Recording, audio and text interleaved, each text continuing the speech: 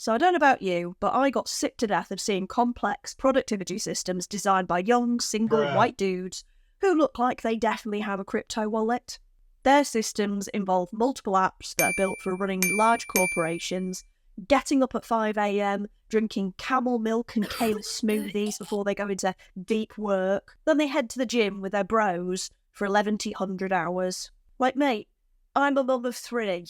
I am over getting up at 5 a.m, and if I started now, the kids would only start getting up at 4:30. Besides, kale is the devil's pubic hair, and I haven't seen the inside of a gym since neon leggings were a thing. Marching out, keep it going. This is going to start off your warm-up. Step touch. So I wanted a system that worked for me and my family, wasn't complex, didn't involve hard-to-learn software that assumes I'm a corporate project manager with underlings to delegate to. I mean, technically I am, but it's more of a benevolent tyranny and my underlings don't take instruction that well. So I came up with my own system that I now use to keep all the plates up in the air. My business running, my family fed, and the house not looking like an episode of Hoarders. Let me show you how you can steal it and then make it work for your situation too. And hardly any of it involves apps, and there's definitely no kale.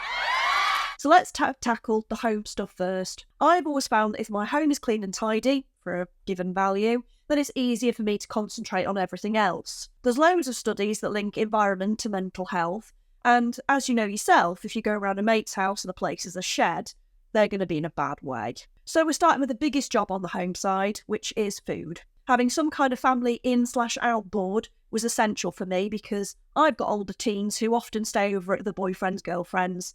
So mine is just a simple whiteboard thing that I got in a box of glorious nonsense from the auctions. Tells me who's here and who's not here for dinners, etc. So that lives on top of the other essential thing, a menu and a list. I got this one off Amazon for a few quid. I'll link to it below. By the way, thank you to everyone who uses my links for stuff. You keep the lights on around here so I can keep making these videos. So every week I go through the fridge and the freezer and I come up with meals to make out of what I've already got based on who's here and who's not for dinner. Some days it's just me. Woo!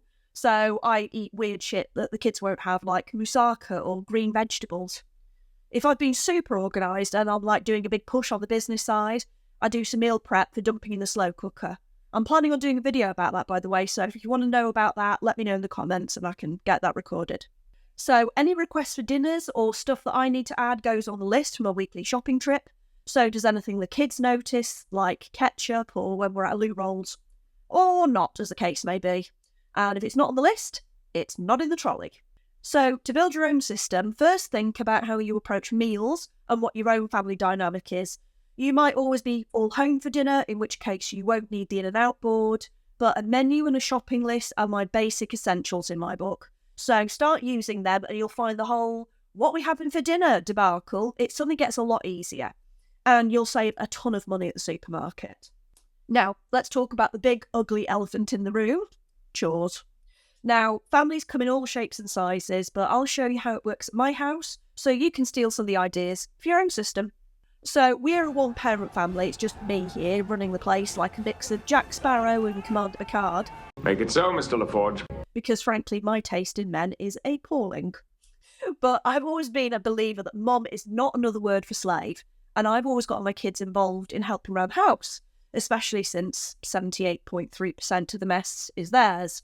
My ex-mother-in-law feels this is child cruelty, but I was married to her son who could have hurt himself picking up a duster by the wrong end, so, there's that. We have a list of chores that each person is responsible for. Yes, even the 7-year-old. She clears the table after dinner and wipes the mats. If you can use an iPhone, you can use a duster. That way, I'm not left holding the bag, and my kids are not going to be released into the wild to be somebody else's problem. I read a quote once that stuck with me, and it was this woman complaining about her boyfriend not doing anything around the house. And it was along the lines of, he paid for his free time with mine, which I think are quite wise words. So the next step in building your own productivity system is to make sure the chores are all covered fairly and coming up with a division of labour. If this isn't possible because you married a man, then I strongly suggest getting a cleaner. Hear me out. Offloading the time-sucking aspects of life in return for money, just a straight swap, is one of the most underrated ways that you can reclaim a bit more time and be productive with that time. The other thing that I do in my home productivity system is a nightly reset. I know you've probably seen all those videos of people cleaning already clean kitchens and then ending with lighting a candle. A, who's hanging around in the kitchen long enough to smell that? And B, we all know that leaving a lit candle is how your house burns down. But I build 10 minutes after doing bedtime with the youngest to sort of paddle around the house, pick stuff up, get a wash on, get stuff ready for the next day. Just doing this alone will transform your tomorrow, believe you me. Okay, getting up, knowing everything's clean, tidy, pack-ups are done, it's great. Okay, you feel like you can just crack straight on then. Keep it up and it kind of snowballs and then you'll always be on top of it. It's worth missing 10 minutes of Strictly Come Dancing, believe me. Now, let's move on to your non-home related stuff. Now, I don't know if you're working full-time or if you're running a business or whatever, but I've tried to make this as broad as possible, so it'll work no matter what your setup is.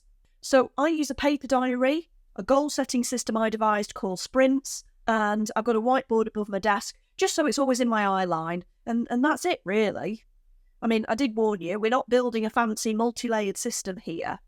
Now, I do a deeper dive into these things in this video. I'll link it here and down below if you want a good look into the way that I use them. Plus, I've done an awesome, if I do say so myself, video on how to set some goals that actually make sense to you, and that's right here. But basically what I do is I work out what I want my life to look like, put the kettle on for this and make some time to do it, it's worth it.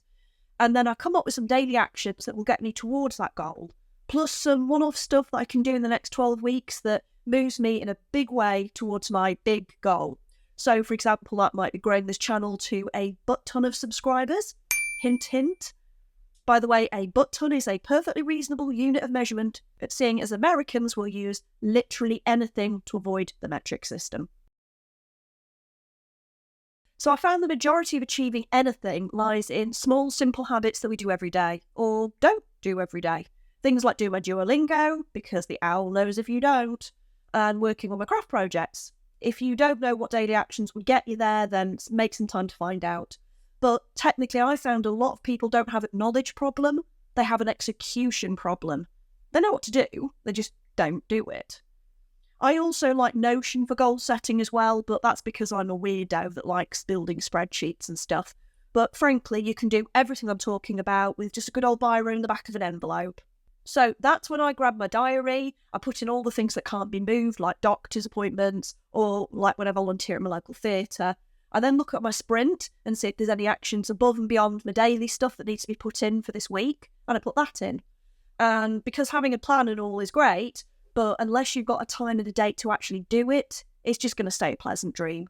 So I will link down below the diary that I use because frankly it's bloody brilliant.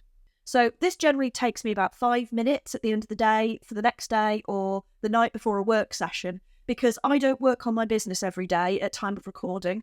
I home educate my youngest half the week at the moment. So when I talk about plates in the air, I mean the whole bloody dinner service, love. I know what I'm talking about. So when you build this part of your own system, don't be fooled by fancy planners, okay? A simple diary from the pound shop will do the trick. You just need to know what you're doing and when you're doing it.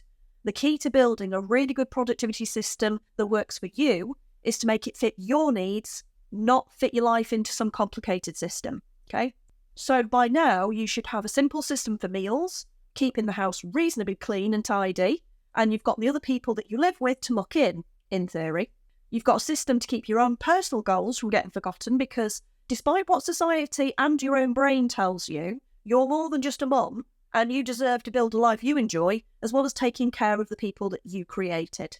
So, what are you going to do with all that free time you just created? Well, you're going to watch this video next.